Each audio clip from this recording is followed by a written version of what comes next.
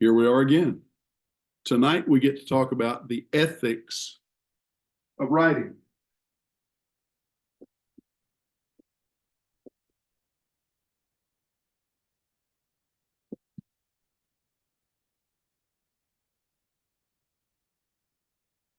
The ethics of writing. There is no written assignment this week, no weekly assignment this week.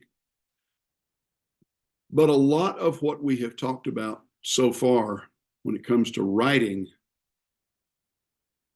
has focused on grammar, punctuation, word choice, word order, sentence length, style, in other words.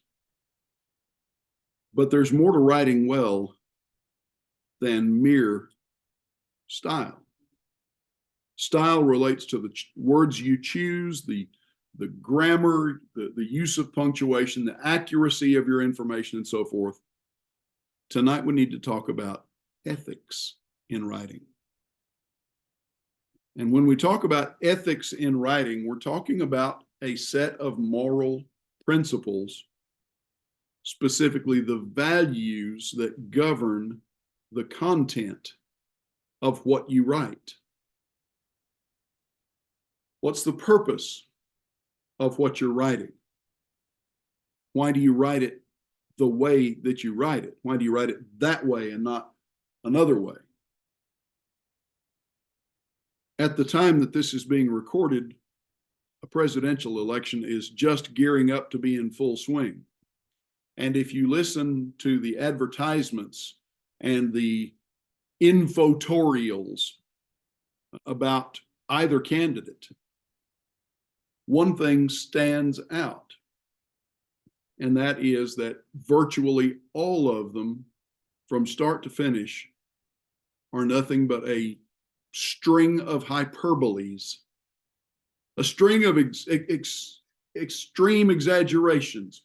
This candidate is the only person who can save our country. This candidate is the only moral candidate. This candidate is the greatest person that ever lived.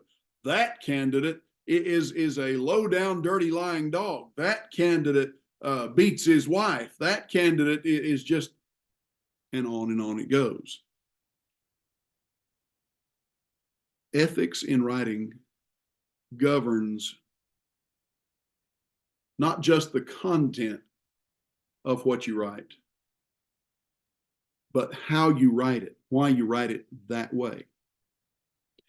In practical terms, ethics in writing is the application of Matthew chapter 7 and verse 12 to the what, the how, and the why of your writing.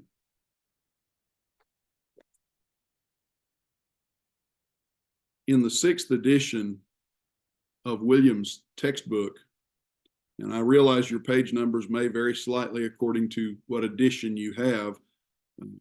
The 11th edition, that is currently the newest edition, the numbering is off a little bit and the content is slightly changed. The core content is the same. But in the 6th edition, in lesson 10 on the ethics of prose, Williams talks about the ethics of writing. He talks about the what and the why and the how. And he gives this illustration about the way you write something. Serbs and Albanians demonize each other because they remember generation after generation of cultural conflict. And then the alternative way to express that is memories of cultural conflict for generation after generation have caused Serbs and Albanians to demonize each other. And the distinction between the two is the order in which you insert the information.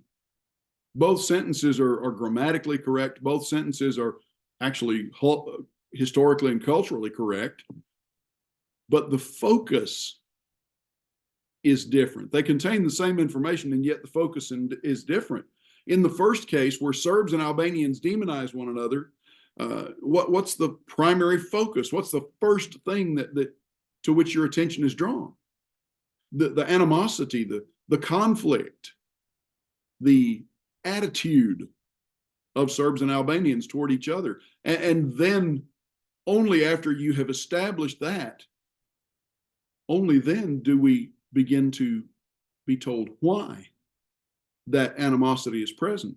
In the second example, memories of cultural conflict, now we start off with the reason that people in those cultures feel conflict or animosity toward each other. And then we come to the result, that animosity. Where do we want to put the emphasis? That's the question in this. Go back to Matthew 7 and verse 12. What does Jesus say? We know that passage as the so-called golden rule. And we shorthand it, we summarize it or paraphrase it usually by saying, do unto others as you would have them do unto you. Well, that's substantially what Jesus said, but you read it word for word. The English Standard Version, for example, says, so whatever you wish that others would do to you, do also to them. For this is the law and the prophets. There's a distinction there between how we typically shorthand that statement and how it's actually recorded in Scripture. The way the Holy Spirit records it, where is the primary emphasis? In the beginning of the statement, the primary emphasis is on this is how I would want to be treated. Not, this is how you should treat others. The primary emphasis begins with considering myself, how should I behave? This is how I would want to be treated. This is how I should treat others. And yet, ironically, we reverse that order in the way that we abbreviate it or paraphrase it. There are two distinct tendencies that exist in most beginning writers. And those two tendencies are, number one, oversimplification,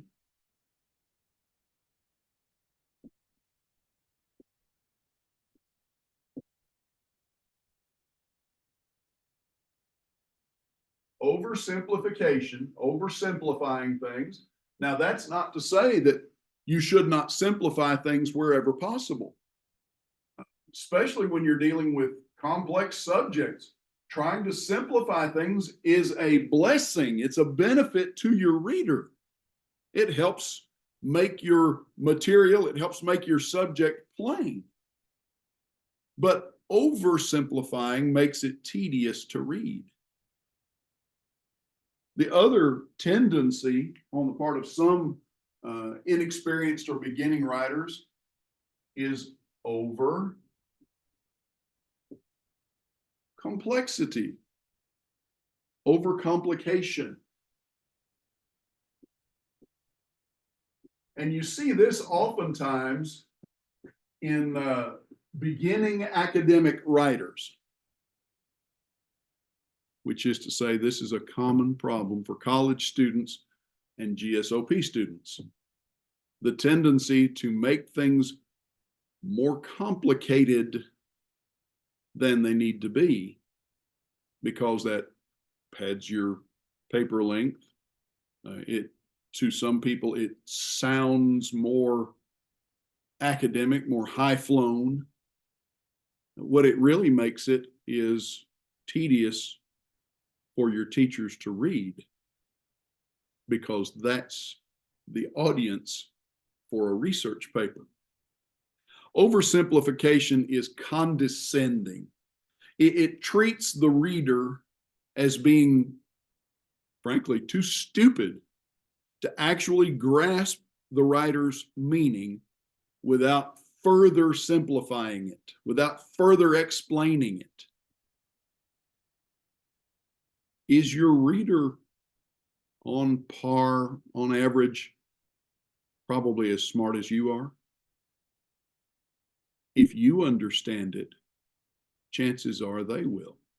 So further simplification is not necessary. Now, if you're writing for 6-year-olds, you may have to simplify it. We would probably describe it as dumbing it down for that age group. But you're not writing for 6-year-olds. You're writing for adults. Overcomplexity, on the other hand, generally speaking, is deceitful. Because when we talk about something being overly complex, what we're talking about is usually described as lawyer talk or boilerplate or flim-flam or double talk.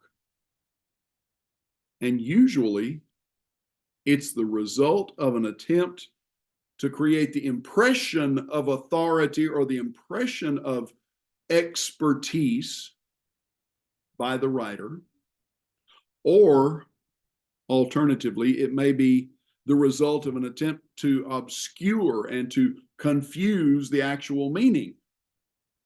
And that leads the reader to an inaccurate conclusion. Now, Williams will give us an excellent example of this, and we'll talk about that a little bit later.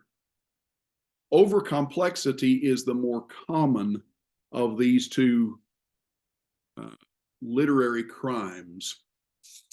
And we'll just make note of that. More common.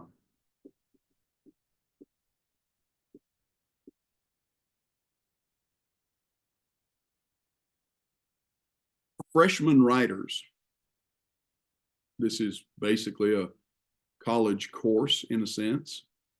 Freshman writers often seem to think that using big words in convoluted, long-winded sentences somehow sounds more academic, more intellectual, more high-flown.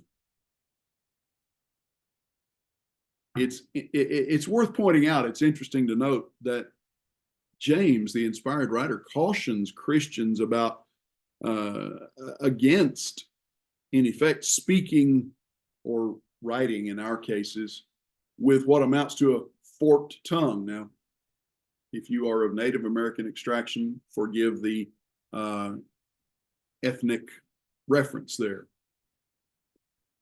But in James chapter 3, verse 11, what does the inspired writer say? And bear in mind, this is not simply James's opinion on the subject. This is inspired by the Holy Spirit. And he says there in verse 11, does a spring pour forth from the same opening, both fresh and salt water? He goes on in verse 12 and asks, can a fig tree, my brothers, bear olives, or a grapevine produce figs? Neither can a salt pond yield fresh water. What's the point? Speak plainly, write plainly. Go to Isaiah chapter 5 and verse 20, and what does that ancient prophet tell us 800 years before the birth of Jesus?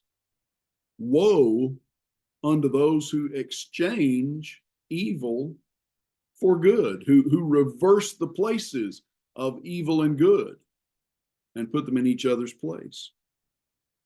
As a writer, your ethos, the moral character that's reflected in what you write, is largely going to determine whether a reader thinks that you're trustworthy or not.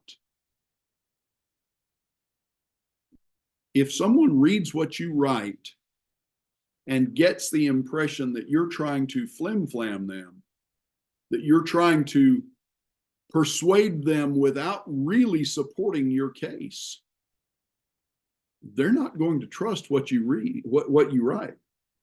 The perception that you're trustworthy as a writer is what leads somebody to invest their time in reading what you've written.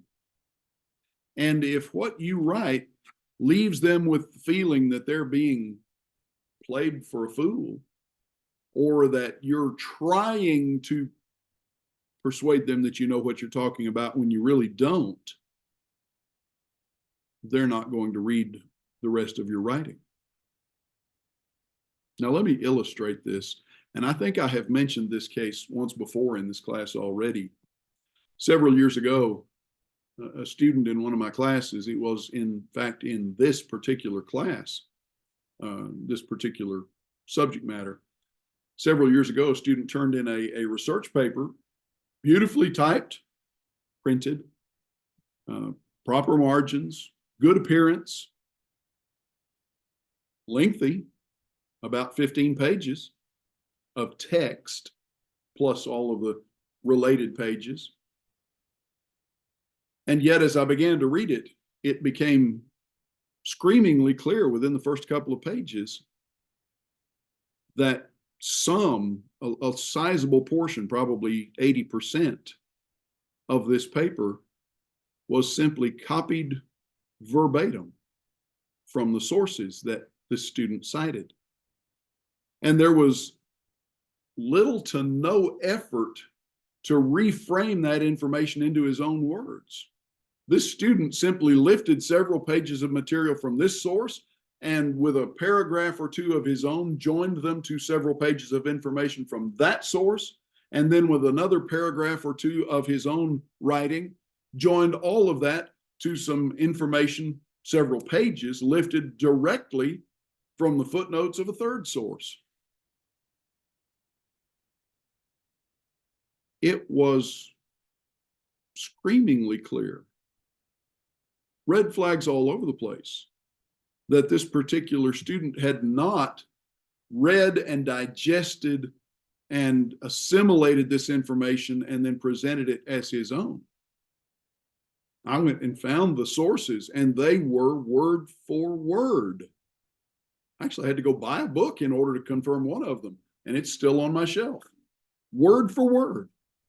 But the thing that stood out was that one source from whom he quoted without attribution was a 19th century English theologian who wrote in the language and the style of a 19th century English theologian.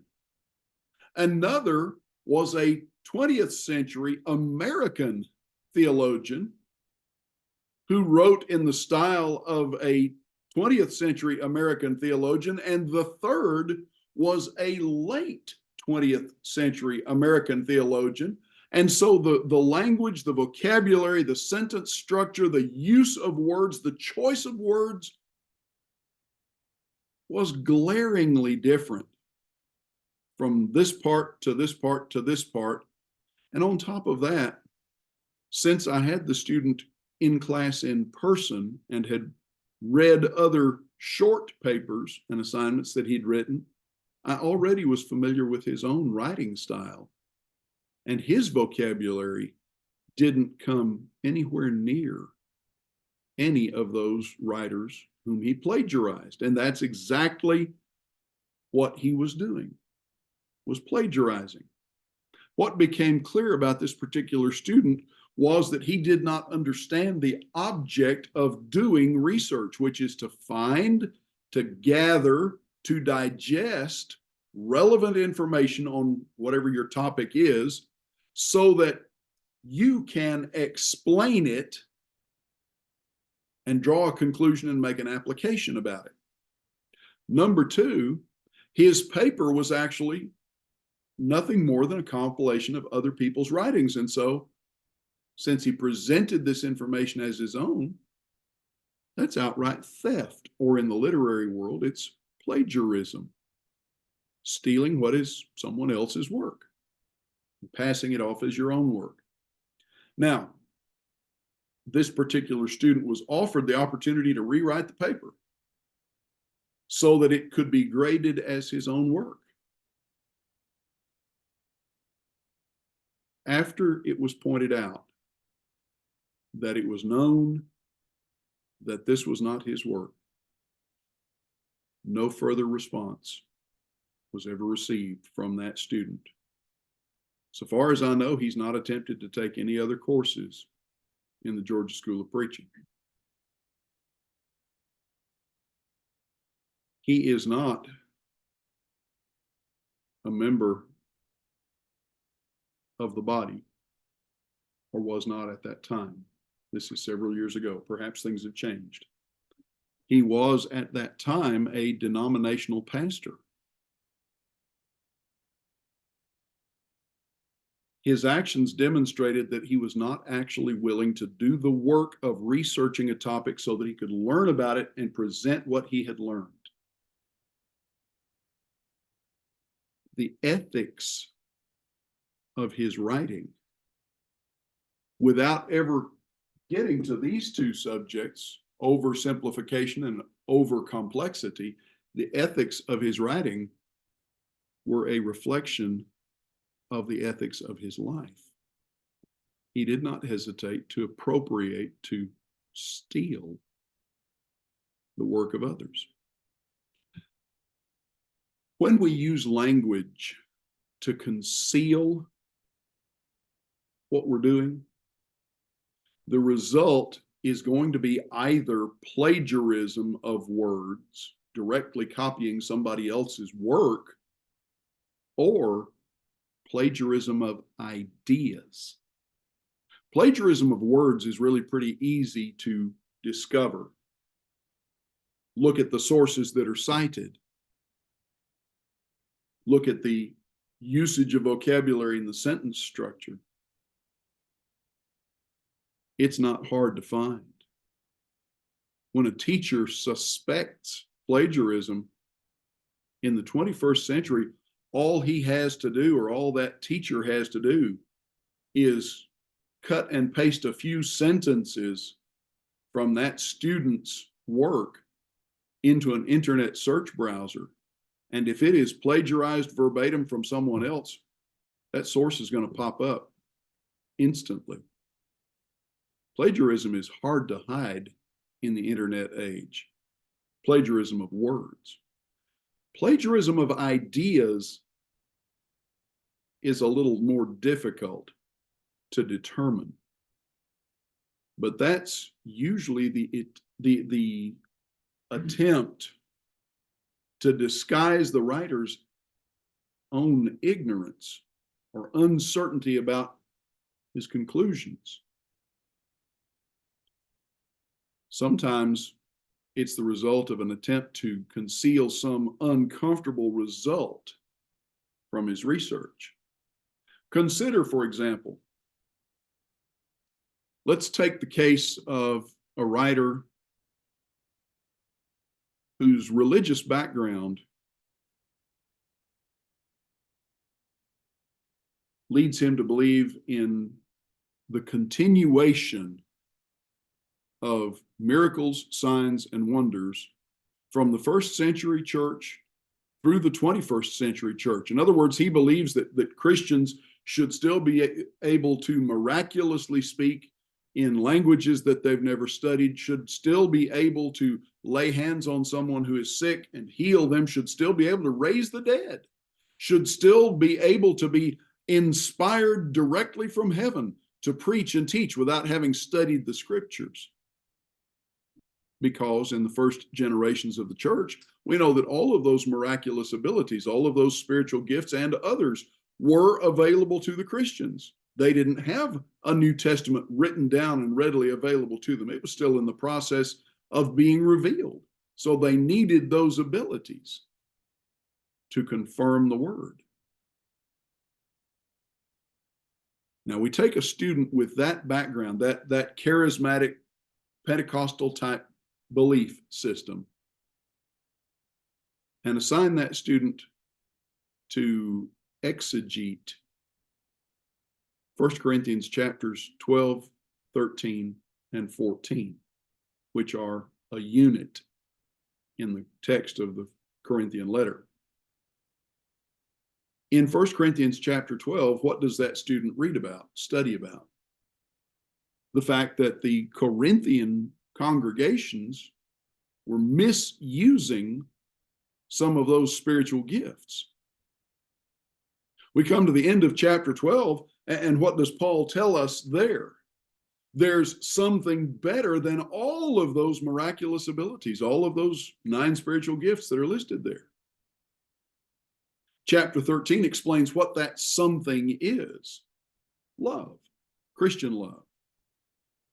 1 Corinthians 13 is often read or quoted in the context of weddings, and that's not an inappropriate use of the subject matter, but that's not a contextual use of the subject matter. Because when we come to the end of 1 Corinthians chapter 13, you look at verses 9 and 10, for example, and what does Paul tell us there before he tilts over into what for us is chapter 14 and says, all right, here is how you use these miraculous abilities properly, Corinthian Christians. What does he tell us? When I was a child, I thought as a child, I spoke as a child, but now that I've become a man, childish things have been put away. Now, he says, I know in part, and I prophesy. Oh, wait a minute. Knowledge and prophecy are 2 of those spiritual gifts he'd been talking about back in chapter 12.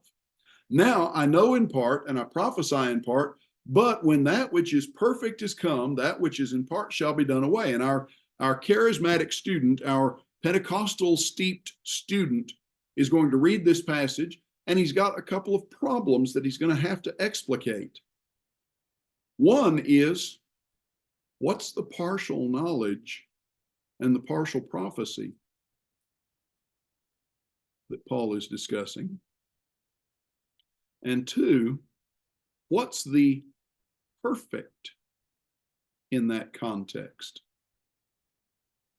Because I know in part, I prophesy in part, clearly stands in contrast with, but when that which is perfect is come.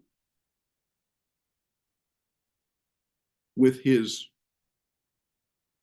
charismatic background, his continuationism background, which says miracles and signs and wonders and spiritual gifts continue for everybody in the church in the 21st century, when he begins to study those passages and the context and the Greek words, and he realizes that the word teleos there in verse 10, that's translated in our English versions as perfect, doesn't mean flawless or sinless, but complete, mature, full grown.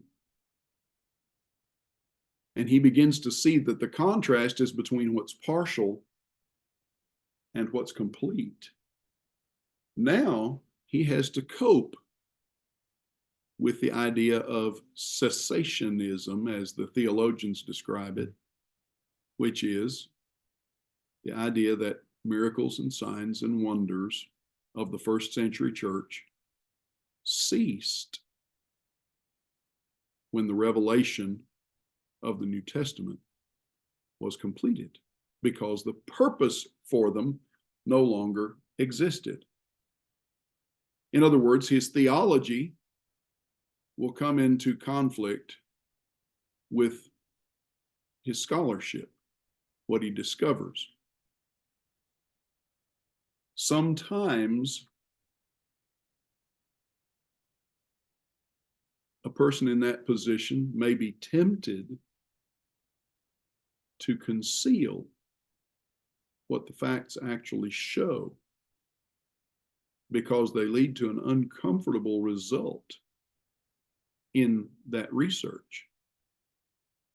Writers also sometimes will choose their words with the aim of concealing evidence against their chosen position or their chosen conclusions.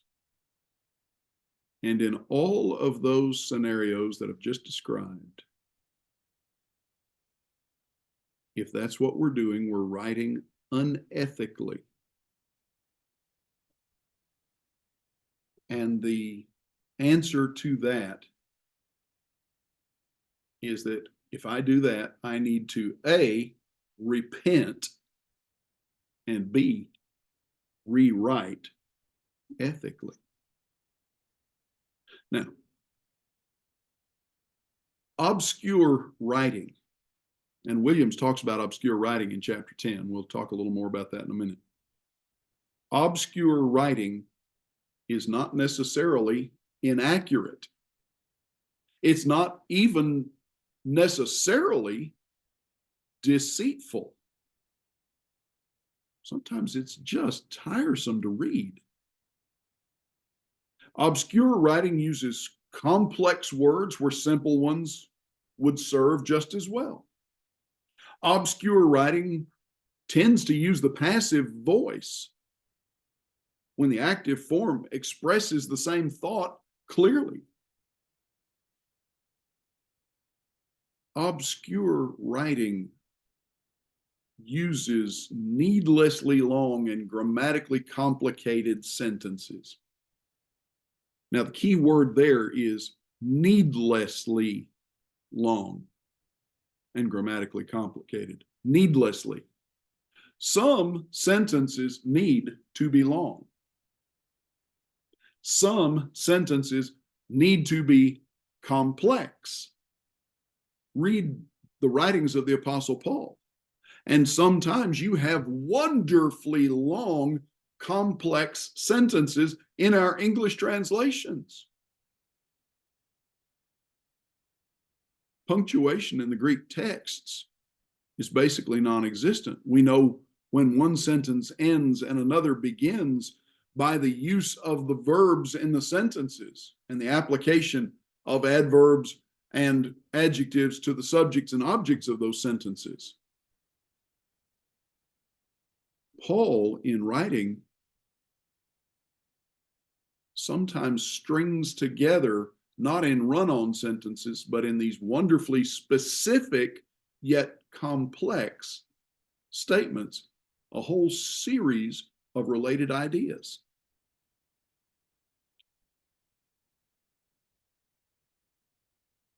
English writers sometimes do the same thing, except that we do not need to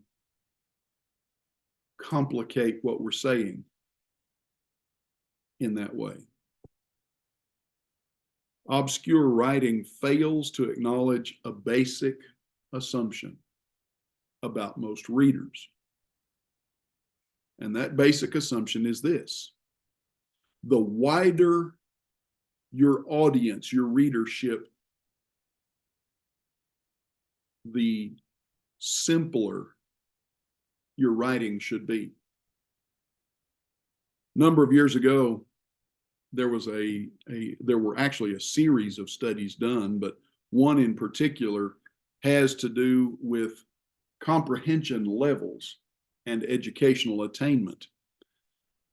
You would expect that an individual with a PhD degree would be able to understand fairly complex thoughts and ideas expressed in fairly complex sentences. And one-on-one, and especially if you're dealing with that person's area of expertise, that's probably true. Talk to a nuclear physicist about some aspect of physics, and that individual is probably going to be pretty familiar with what you're talking about. And you can, if that's your area of expertise and you have a PhD degree and he has or she has a PhD degree, you can probably talk way over the heads of most of us ordinary mortals about those particular things. Take your nuclear physicist and give him or give her an academic presentation, an academic paper to present, not to one other nuclear physicist, but to 1,000 of them in a convention. And if she reads that, or if he reads that paper word for word, I can promise you 99 out of 100 are going to either fall asleep or try to nod off or pull out their phones and play games. Maybe 1 in 100 will just be riveted and listening to every word. That person is Sheldon Cooper, Big Bang Theory reference for those of you who don't know what I'm talking about. The wider the intended audience, the simpler the writing should be. If you are speaking to an auditorium full of 1,000 people with PhD degrees, every one of them, your vocabulary, your sentence structure should be on about a sixth grade level.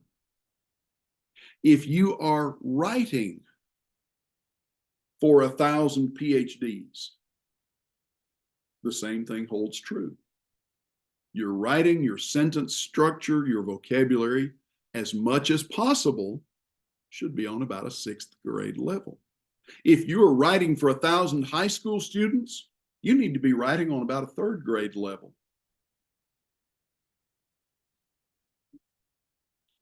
One doctoral level reader may easily understand a complex technical paper that speaks to his particular area of study. 1,000 are not going to listen with that degree of intensity. Obscure writing is not necessarily inaccurate or deceitful. It's just tiresome. Deceitful writing, on the other hand. Now let's make note of these. There's obscure writing.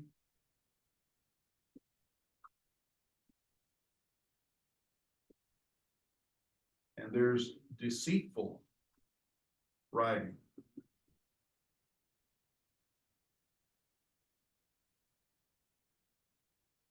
I always have to stop and think, does I come before E or E come before I? Obscure versus deceitful. Deceitful writing intends to mislead the reader. Have you ever read the EULA, the End User License Agreement, that comes with basically every computer program, every cell phone app that you've ever purchased or downloaded? Generally speaking, those are written in all capital letters. Makes them harder to read, more tedious to read. They're spaced, the lines are spaced closely together. The kerning of the letters is very tight. And the language used is deliberately obscure and sometimes deliberately misleading. If you take a look at Williams once again, in my copy, this is page 226. It's the section, I didn't highlight it. Let me see if I can pick it out here.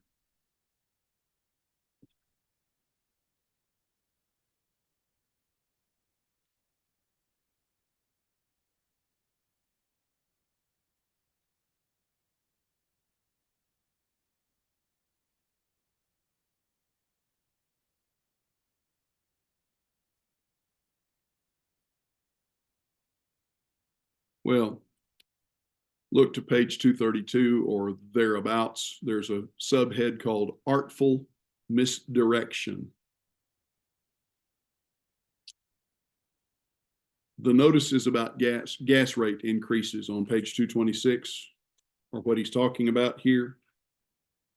The part on page 226 has to do with finding information and so forth. But he says, those who wrote the notices about gas rate increases and hood fly up, I think were trying to deflect us from understanding who was doing what to whom. By their nominalizations and their passives, They signaled that they had moved actions and characters around in their sentences, eliminating most of the characters in the process. Once we see how they do it, the less likely they are to deceive us, because they betray themselves in all those prepositional phrases and nominalizations, those words ending in tion, ment, enc, and so on.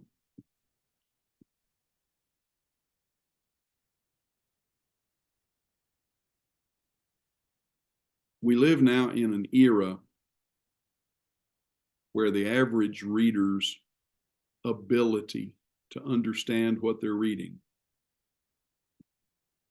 in the Western world, in Western society, particularly in English-speaking society, the average reader's comprehension level is probably lower than it has been at any point in the last 150 years at least. If you've ever heard a young person, and I'm not picking on young people particularly, and when I say young person, I mean someone 50 and under. If you've ever heard a young person talk about conversating rather than conversing,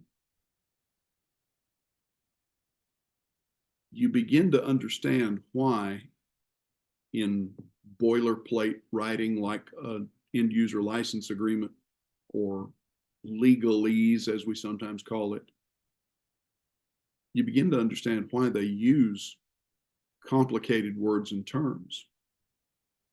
Most people will not understand them. Not because people are stupid, but because they don't read on a very competent level. Their vocabulary and understanding of the English language is not what their grandparents was or their great-grandparents.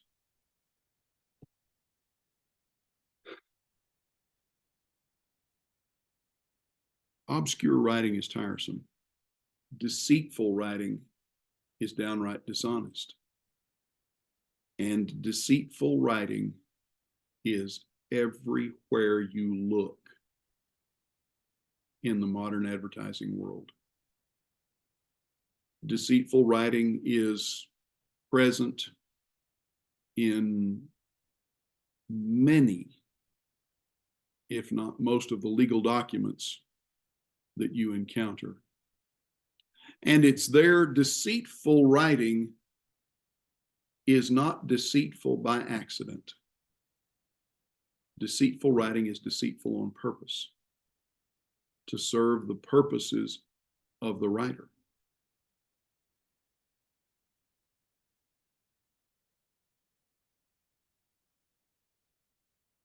Deceitful writing is dishonest. Don't do it. Now, we're going to take a break a few minutes early tonight, because we're going to tilt over for the next few minutes into something that's a little bit of a recap of what we've already talked about, planning research. Then we'll come back and look a little more closely at some of what Williams says about the ethics of writing, and we'll wind up there. But we're going to go ahead and take our break now, and I'll see you in 15. Get started again, and if we can cover this quickly, I'll give you a little time back in class. All right, let's talk about planning your research. And we've talked about some of these things already. I just want to sort of boil this down for you. 3 basic steps that apply to research on essentially any subject. Define or identify your subject. We talked a week or two ago about sometimes needing to narrow it down. It doesn't matter if the subject is simple or complicated. The theme has to be clear, and not just clear, but clearly stated. And the theme can take the form of a question, for instance, well, how are God's blessings related to my giving, to my benevolent giving? It could also come in the form of a direct statement. Scholars disagree about the exact date of King Josiah's death. Doesn't matter if it's framed as a question or if it's framed as a statement. It needs to be clear and stated or expressed clearly. A clear, simple statement or question can usually be solved. If the question or the statement is expressed in plain language, then the answer or the result can also usually be expressed in plain language. So define your subject,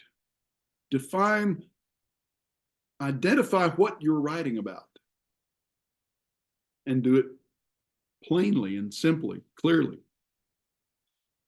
Number 2, don't forget the purpose of research. Research gathers pertinent information, related, necessary information about a specific subject so that you, the student, can demonstrate what you learn about that subject.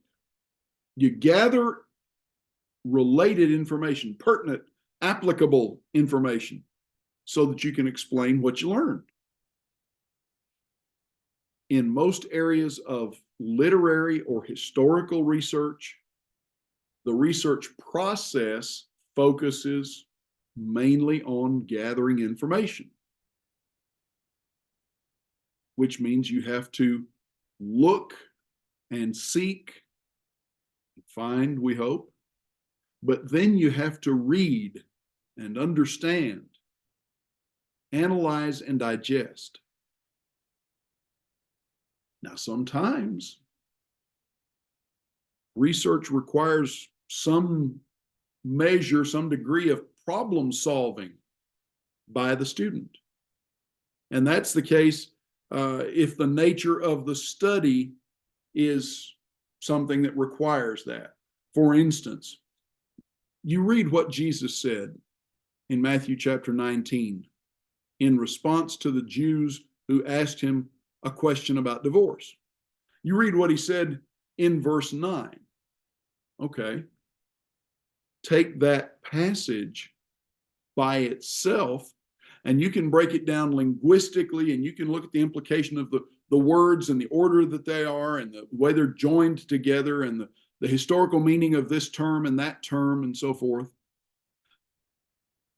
But unless you take into account what the various Jewish sects believed on the subject, then you haven't got a complete picture of why Jesus answers the way he does.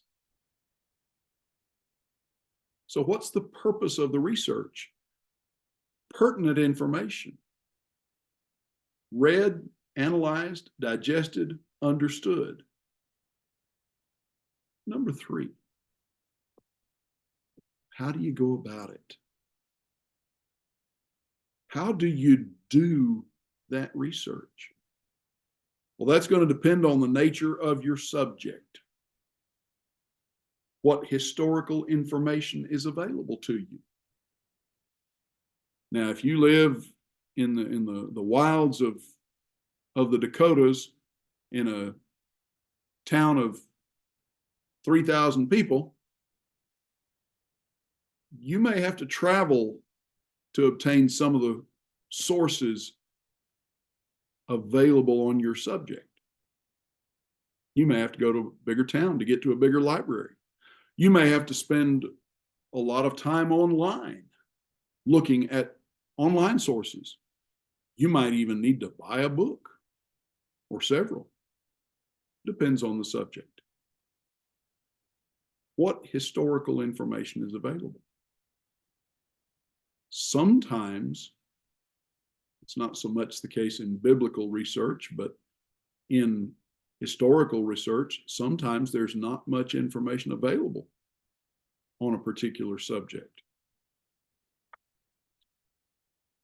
What in biblical research, what does the exegesis of a particular passage reveal? I mentioned in the previous hour, 1 Corinthians 10 and verse 13, or 13 and verse 10 rather, and the word teleos, the Greek word teleos. It's translated as perfect in most translations because that was the common understanding of that word, not in the 20th or 21st centuries, but in the 15 and 1600s. Perfect in that context, 1611 English did not have the connotation of flawless or ideal. It comes from an Old English word, parfect, which has to do with finished or complete. What does the exegesis of a passage reveal about the text? Where there's conflict in information about a particular topic, how can you describe that conflict? And is it possible to resolve that conflict? Take our example of the charismatic student studying 1 Corinthians chapters 12, 13, and 14, and miracles and signs and wonders. If he consults only commentaries and sources written by those of a charismatic persuasion, he's going to get only one source of information or only one perspective on the information. If he consults a broader spectrum of linguistic and historical sources, he's going to have a conflict in his understanding that needs to be resolved in some way. As he tries to approach that subject, what order of presenting the information makes the most sense in approaching that particular subject? Where do you start? Sometimes you'll take a subject and there's a historical component and a literary component and an exegetical component, which has to do with the context of the statement, not just the language.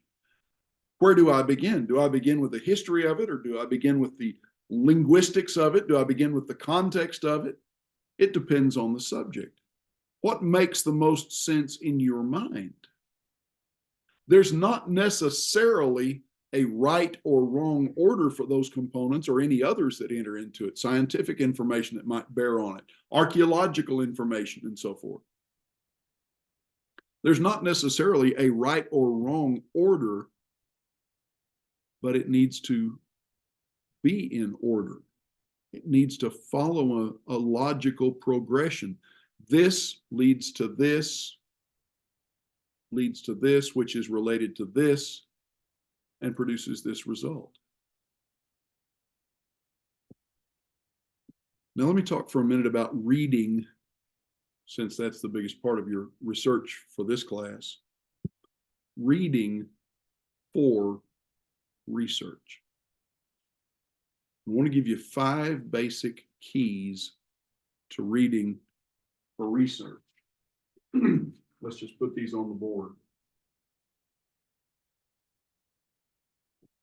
This is probably not anything new if you have taken a freshman English class in college. If you attended a good high school, you probably got this somewhere in your English classes there.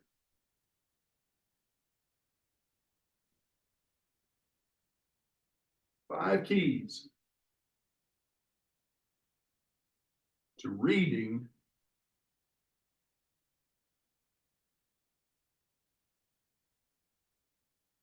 for research.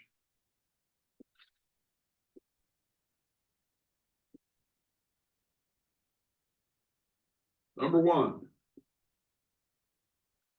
Number one is place.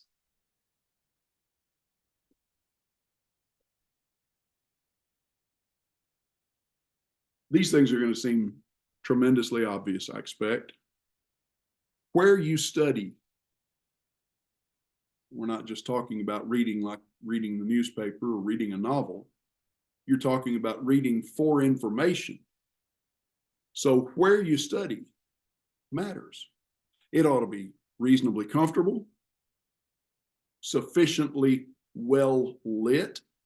Now, I wouldn't recommend that you pick your lazy boy and prop your feet up and lean back, because you're liable to go to sleep if you do that. Don't make it so comfortable that it makes you drowsy. Don't try to read for information in front of the TV with a football game going on or something like that. You're probably not going to get a lot out of reading for information with your children playing at your feet. But pick a place where you can be reasonably comfortable, where you can see clearly, and either keep or bring all of your necessary supplies, pens and note cards or notepad or your computer, if that's possible, if you have a laptop. Try to keep all that there where you read, or bring it there each time. The place matters because it affects how frequently you have to go back and reread something because you didn't get it the first time. You read the words, your eyes crossed the words, but they didn't go into your head. So you wind up reading the same line or the same paragraph 2 or 3 or 4 times. Try to make it once and done. Number 2, timing.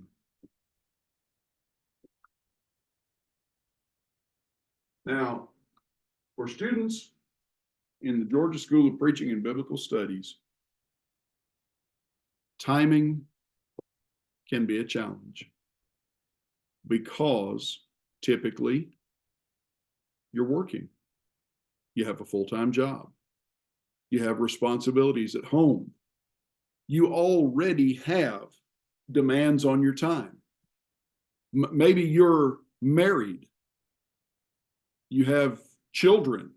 They need that spouse, those children need and deserve your time and attention. You have a job that's going to take 8, 10, we would hope not 12 hours a day, but you have a job that you have responsibilities, you have bills to pay and so forth. You have a house to keep up or an apartment or whatnot. You have a vehicle that, if nothing else, you have to put gas in it and take it and get the oil changed periodically. All of these things enter into your time. You have to go get a haircut. Unless you're like some students and just peel your head. That's low maintenance. You can make a case for good use of time there. Timing can be a challenge for GSOP students because of all of these other things that compete for a block of your time. You're teaching a Bible class at church. Preparation for that takes time. Select a time of day when you can stay focused on your task and be productive. It doesn't matter if you're a morning person or a midnight person. Try to select a time of day that you can stay focused when you're not about to fall asleep from exhaustion, when you're not so groggy because you just woke up that you can't focus. I'll tell you frankly, I'm not a morning person. I get up typically about 7 o'clock every morning. Used to get up about 6 o'clock when my wife was working. She's now retired. She doesn't have to get up so early anymore. But I get up about 7 o'clock every morning, and I want to do exactly 2 things. Well, 4 things. In the first hour that I am conscious, I want to make a pot of coffee and drink it. I want to read the paper. Yes, I'm one of those anarchists that still reads the paper every day. I'm going to eat breakfast. And my wife and I are going to pray together and we're going to read the scriptures together. And we're going to do those things in pretty much that order.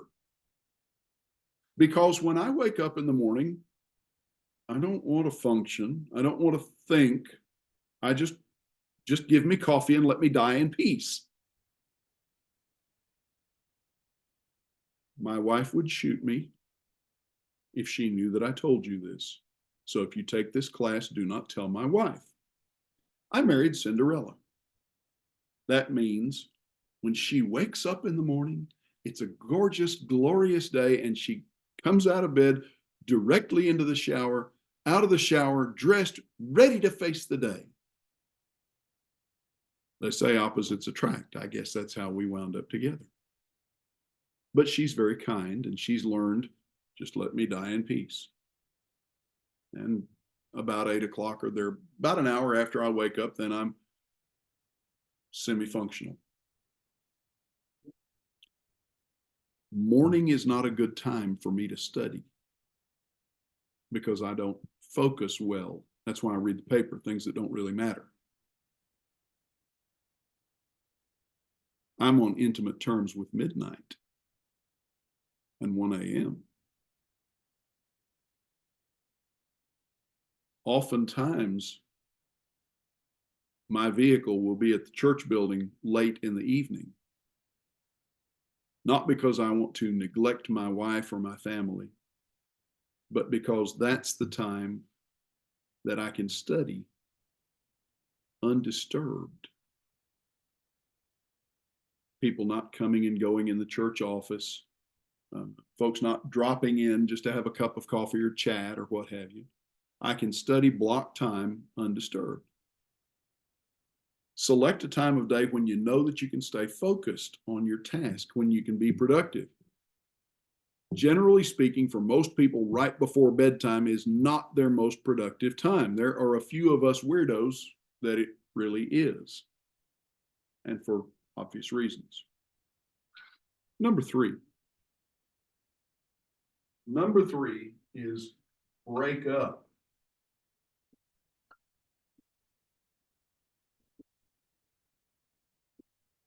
Break up your research time. Break up your research time. If you study for 3 or 4 hours at a time, get up every hour or so, move around, be physically active for a few minutes. It prevents stiffness, prevents blood clots if you're old. It prevents sleepiness. It helps promote mental alertness. Number 4, don't depend on your memory. Number 4 is notes, notes, notes.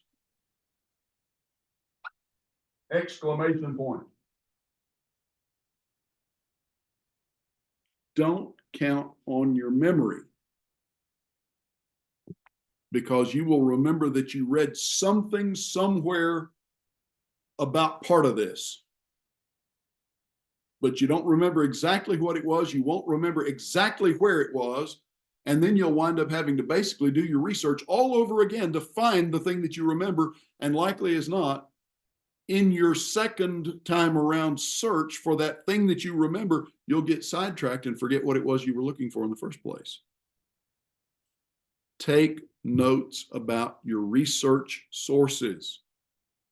Summarize the information. You find a quote, mark down on a note card or on your notepad or in your computer what it's about, where it is, what book it's in, who wrote the book, what page it's on.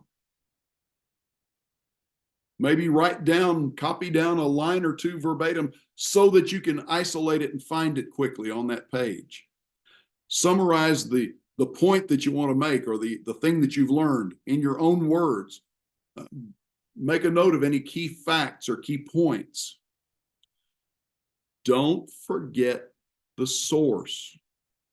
Include the bibliographic information for the bibliography of your paper, especially if it's a book from the library that you've borrowed or something of that sort that you're not going to have access to 3 weeks or 3 months from now when you're actually writing the paper. The bibliography tells your reader where you found your information, and it provides a trail that the reader can follow back to your sources. Number 5, schedule.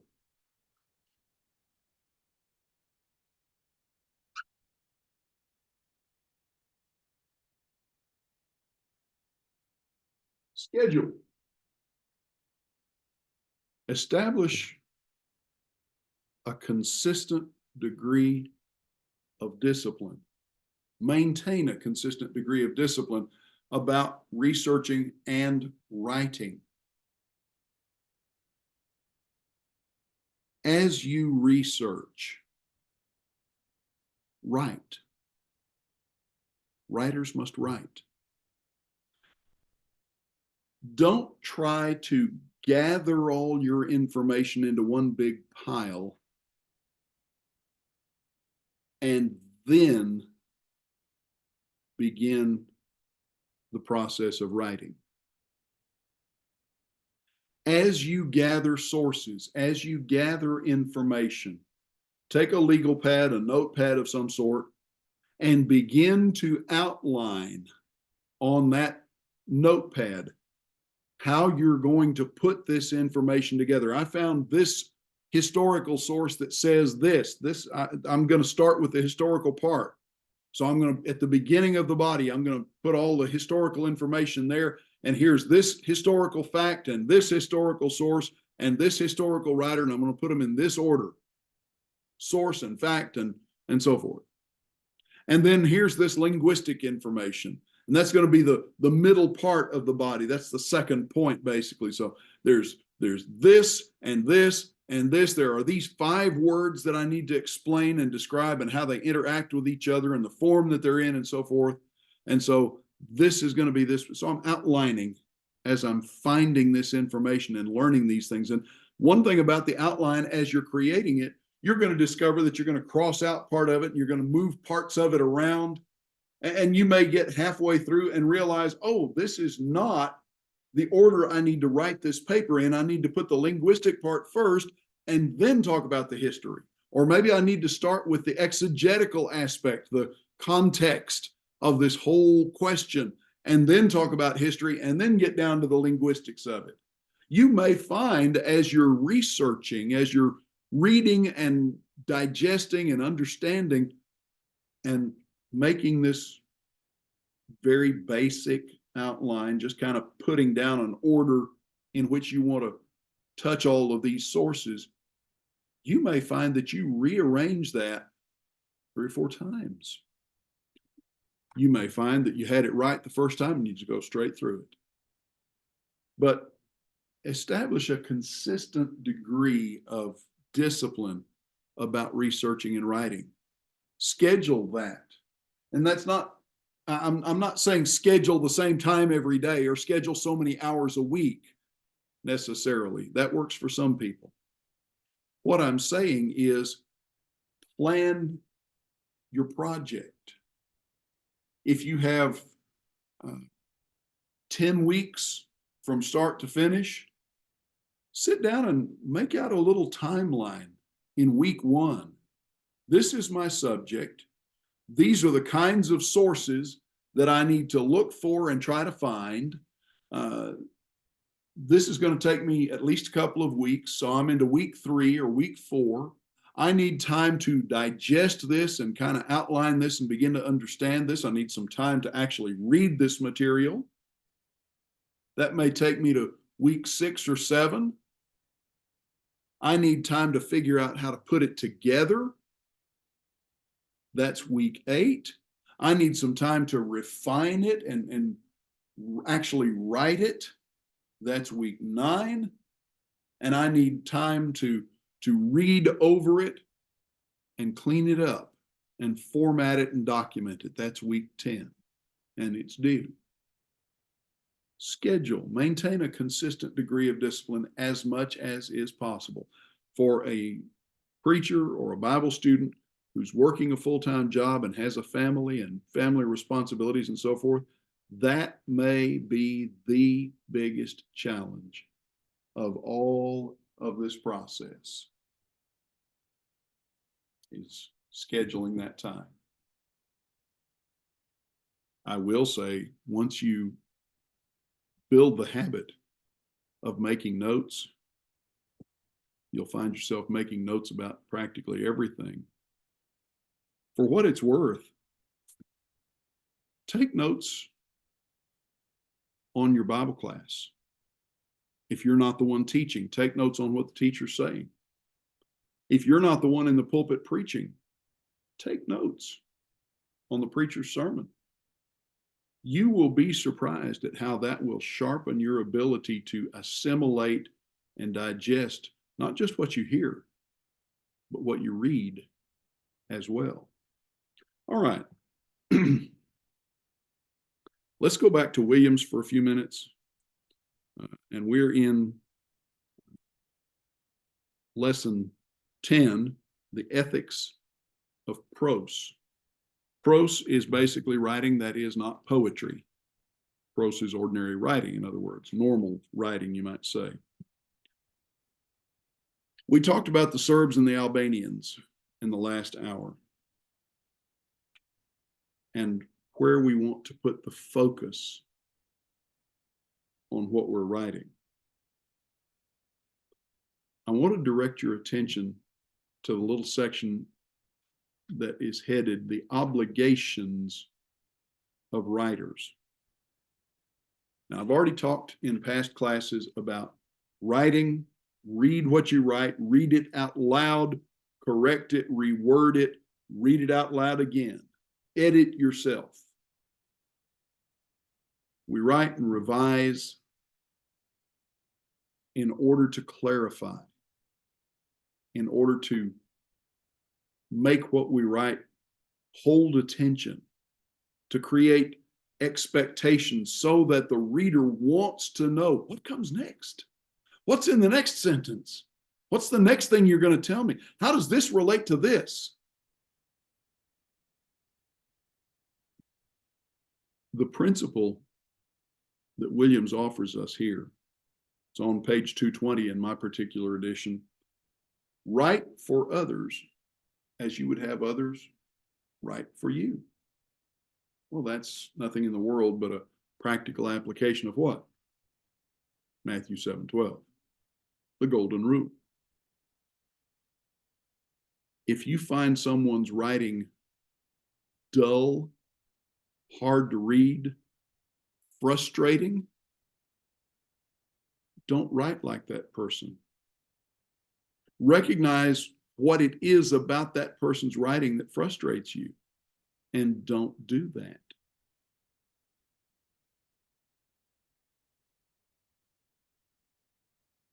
Don't, as William says, don't impose on your reader more difficulties than your subject matter, what you're writing about, warrants.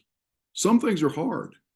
Flip over to 1 Peter chapter 3 for just a minute and notice Peter's inspired assessment of the writing of the Apostle Paul.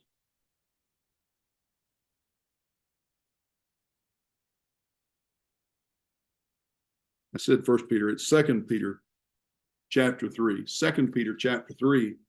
At verse 14, Peter writes, "Therefore, beloved, since you are waiting for these," that is, new heavens and new earth, verse 13, "be diligent to be found by him," Jesus, "without spot or blemish, and at peace. And count the patience of our Lord as salvation, just as our beloved brother Paul also wrote to you according to the wisdom given to him, as he does," now listen, "in all his letters when he speaks in them of these matters.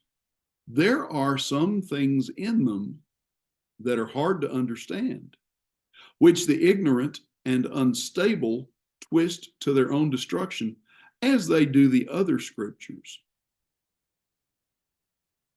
Peter's inspired comment about Paul's writings. And what did Paul write? By inspiration, Paul wrote half the New Testament. 13 out of 27 books. If he's the inspired writer for the book of Hebrews, personally, I believe he is, but if you disagree, you can disagree.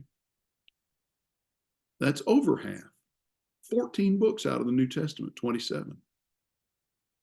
And Peter says some of the things Paul wrote about are challenging, hard to understand, and susceptible to being misinterpreted by those who are ignorant and inconsistent or unsteadfast. Some ideas are challenging. Even Jewish Christians struggled initially with the idea that the sacrifice of Jesus was the fulfillment of everything that the law of Moses was directing them toward. You read the book of Galatians, and Paul goes to great pains to make it clear that Jesus is the seed of Abraham. He's the fulfillment of the covenant, the promise that God made to Abraham. That was an idea that for many of the Jews, and even some of the Jewish Christians, they needed a lot of duct tape to keep their heads from exploding because it wasn't what they'd been brought up to expect. Jesus was not the Messiah. In a sense, he was not the Messiah for whom they'd been taught to look. Who'd they been looking for? Someone more like King David, a mighty king to deliver them from the oppression of the Romans and so forth. Well, that wasn't Jesus. In that mold, he did something far greater.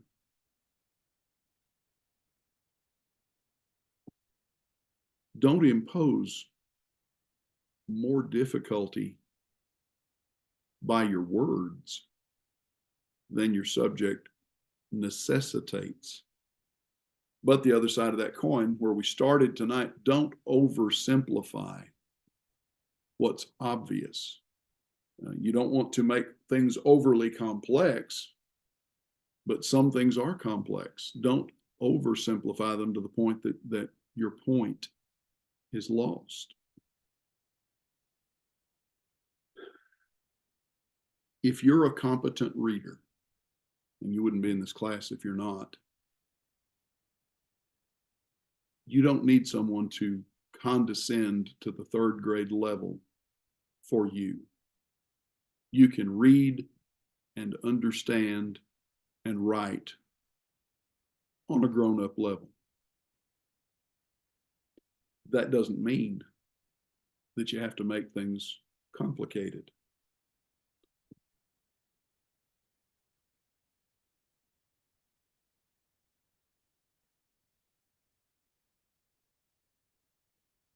A writer who does not revise what he writes is going to end up with readers who will not read what he has written. I like what Williams says about this. If we think that a writer hasn't given a thought to our problems in understanding, if we think that he hasn't spent time revising with us in mind, well, the number of our days is too brief to spend on the gratuitously complex prose of those indifferent to our best interests. In other words, if I don't revise what I've written, if I don't think about my readers and take them into account as I'm writing it, they're going to look at what I've written and say, life is too short to waste my time on this.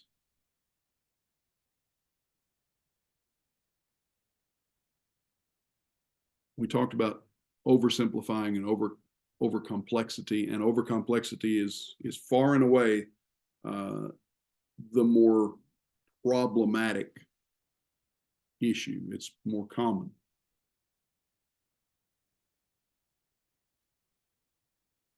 Writing is difficult. Writing well is difficult. Let me qualify that. Now, Donald Morton, there's a quote here from Donald Morton in response to criticism over the complexity of his writing, the difficulty of his writing.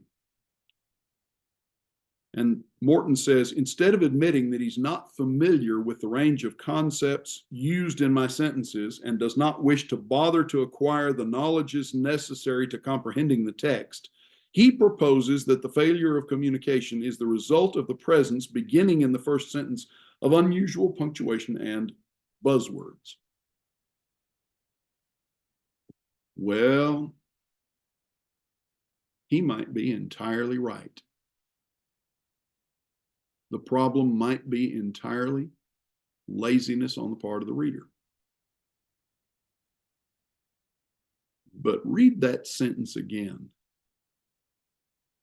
and convince me that part of the problem, at least, is not the writer.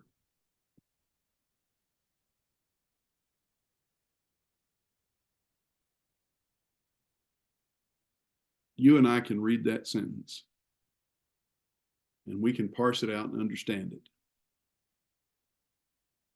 Morton doesn't use any word that's above about a 7th or 8th grade level in that little paragraph. But the way he puts them together rivals the complexity of some of the Old Testament passages in the King James Version.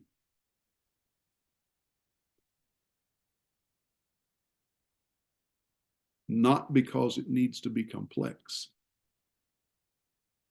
but because he seems to be a writer who is infatuated with his ability to use big words in complex ways. Some readers are very competent readers. Some are less so. You're not going to have a lot of control other than in writing your research papers over the competence of who reads what you write. If you write a bulletin article for the church where you worship, it will be read by 80-year-old brothers and sisters who are familiar with proper grammar. And it will be read by 25-year-old college students who can't string 10 words together intelligibly. It will be read by 50-year-old new grandparents who've spent their entire lives working a job and not writing. It may even, if you're blessed, be read by a junior high school student or two, probably with mother's prompting. If what you write is written to be read, if you write for that spectrum of readership skills,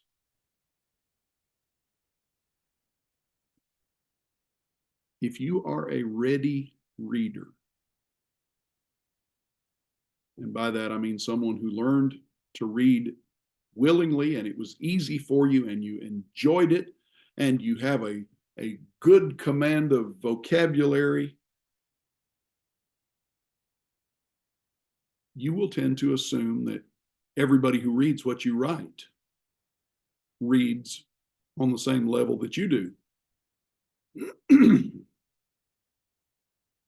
Sometimes you need to write down a little bit. Not everybody is a ready reader. But when you go halfway to making what you read, what you write, understandable to the average reader will come halfway to meeting you.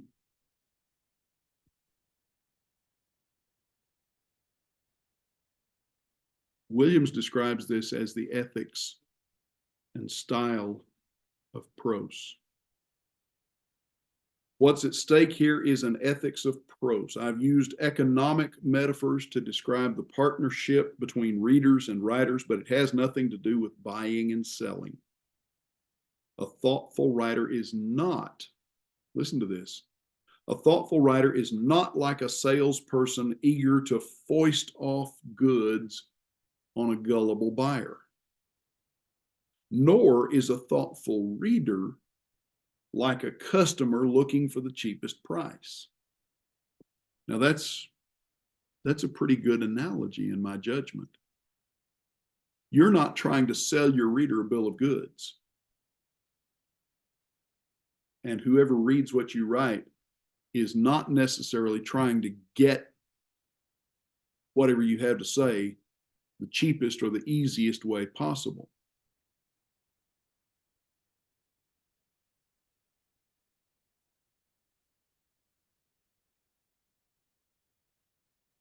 Go back to that statement on the previous page. Write for others as we would have them write for us. Write to be understood. Write to make it clear. Now, he talks about unintended obscurity on the next page, and I want to touch that just for a moment. There are folks that write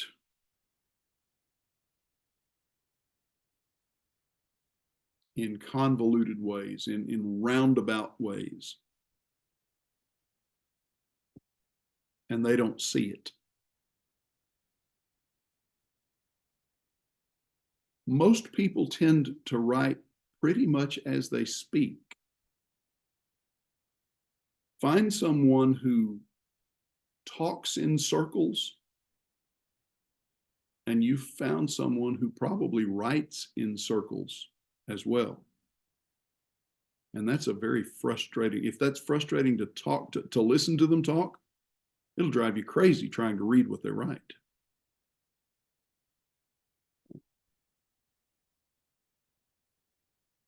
The problem that Williams is getting at here with unintended obscurity is really, if you boil this section down, in large measure, it comes down to, I hesitate to say laziness, but it comes down to time. Write a paragraph, whatever your chosen subject. How do I love thee? Let me count the ways. Write something for your wife or your husband. Skim over it and hand it off. That spouse, if they truly love you, will be delighted with it because you took the time to write something for them. That's almost a dead art in the 21st century. Take that same paragraph, that draft, spend half an hour to clean it up, to reword it, to not skim over it, but to read it carefully and thoroughly and give it punch and refine it and then pass it off. And that's something that your grandchildren or great-grandchildren will find carefully preserved and tucked away in the most precious belongings of that wife or that husband. Something that they have saved all their lives because you put a little extra effort into it. When you scribble something down and just Move on. You know what was in your mind. It was clear to you. But you should not be surprised when a reader looks at that and picks it apart or says, I don't get it. I don't understand. This is not clear.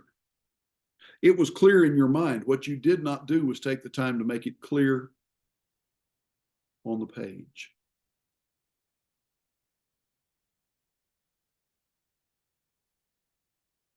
There's a kind of a humorous, I think it's kind of humorous quotation here from Ox and Schlieffen that illustrates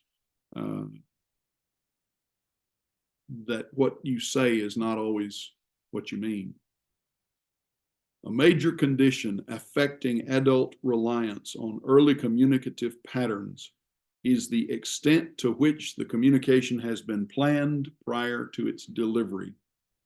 Adult speech behavior takes on many of the characteristics of child language, where the communication is spontaneous and relatively unpredictable. What does that mean?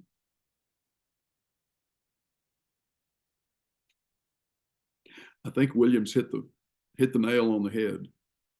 That means, I think, adults rely on forms of child language to the degree they speak spontaneously. Or in other words, when you speak off the cuff, you tend to speak simply, plainly.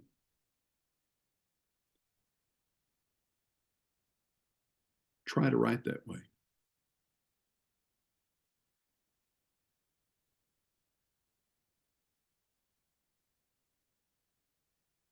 We talked about obscurity, and Williams talks about unintended obscurity here.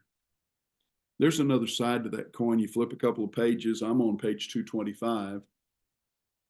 Exercise 10.1 is about intended obscurity. We talked about boilerplate, about end user license agreements as illustrations of that in the previous hour.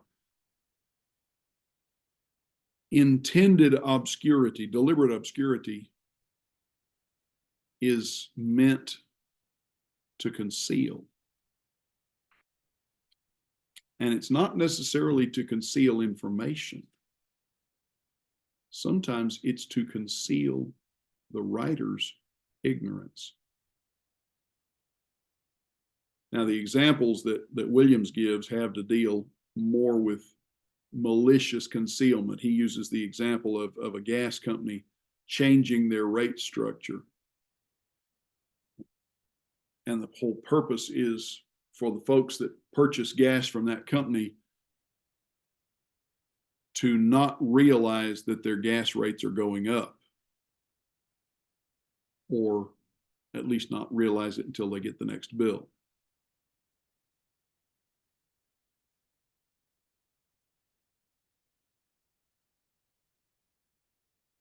You can say things simply. One of the examples he gives, I'm afraid the funding did not come through to continue your position. You know that it means you have no job here. What would be the simplest way of saying that? You're fired. That might not be the best way of saying that, however. Find the happy medium between those two, between being obscure and being unnecessarily blunt.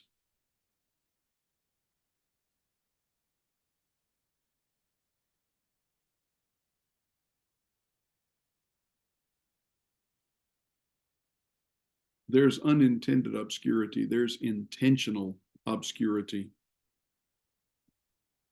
And then flip another couple of pages to 228, and there's rationalized obscurity. Here we get into a little bit of a muddy area in a sense. This is kind of bordering on what we were talking about with some of the Apostle Paul's writing a little while ago. Some things are complex and even complicated.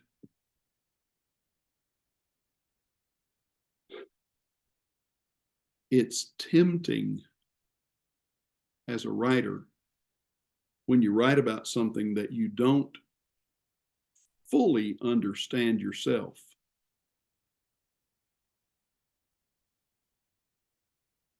to make your writing muddy, to disguise the fact that you don't fully understand it yourself. You rationalize within your own mind, well, this is a complex subject. The average reader's not going to understand it fully anyway. Never mind that I don't fully understand it.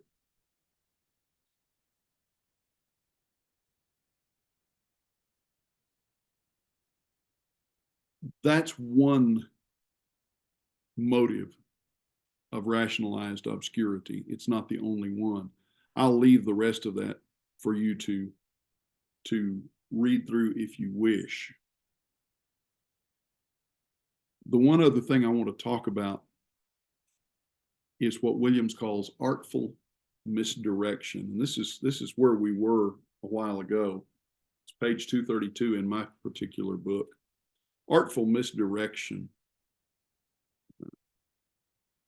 That's where the object of the exercise, where what you're doing when you do this, is trying to very creatively conceal what you're doing. You're trying to shade what you write or shape what you write so that it misleads.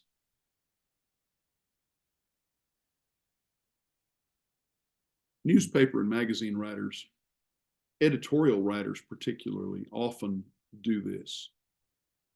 Politicians do this in nearly every speech they give on both sides of the aisle. Artful misdirection consists in omitting information that doesn't support our position, drawing in facts and information that may not actually support our position, but can be made to sound like they do. And expressing those things in metaphors, illustrations, hyperboles that lead the reader to the conclusion that I want them to reach, not the conclusion that necessarily the information produces.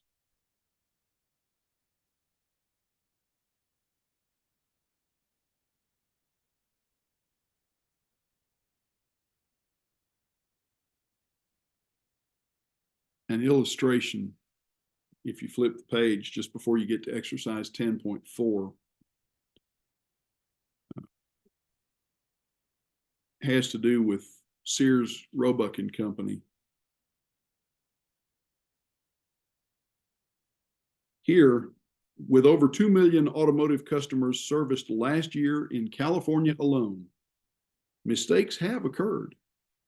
However, Sears wants you to know that we would never intentionally violate the trust customers have shown in our company for 105 years.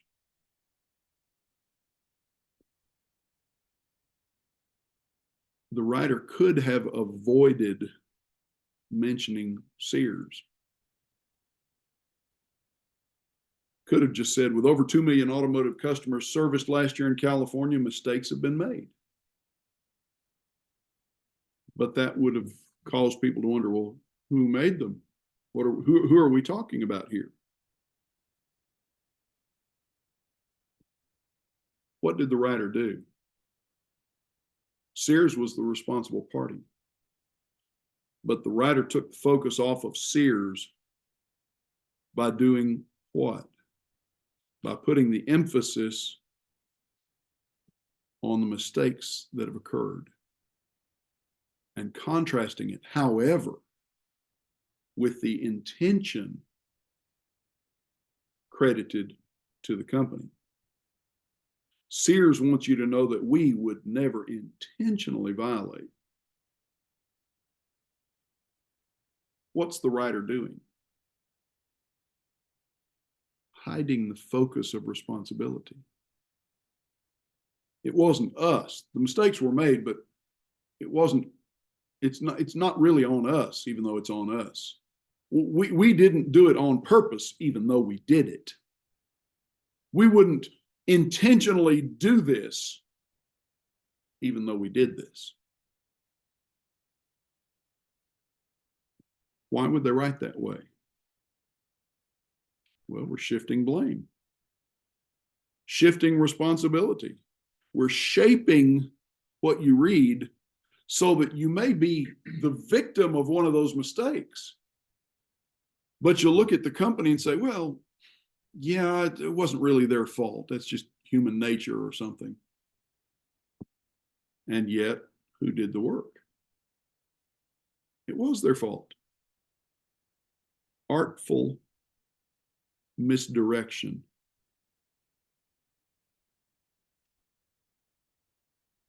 Is creative dishonesty.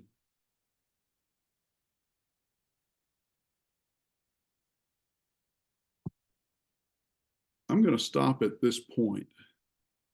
Next week, we'll focus on the process of writing.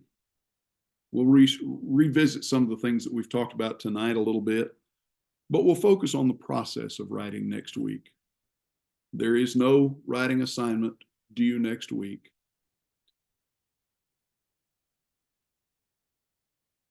Do read over and look at the exercises in chapter 10. You need not hand them in, but they're worth your time to read and analyze and understand. We'll stop there, and I'll look forward to seeing you next week.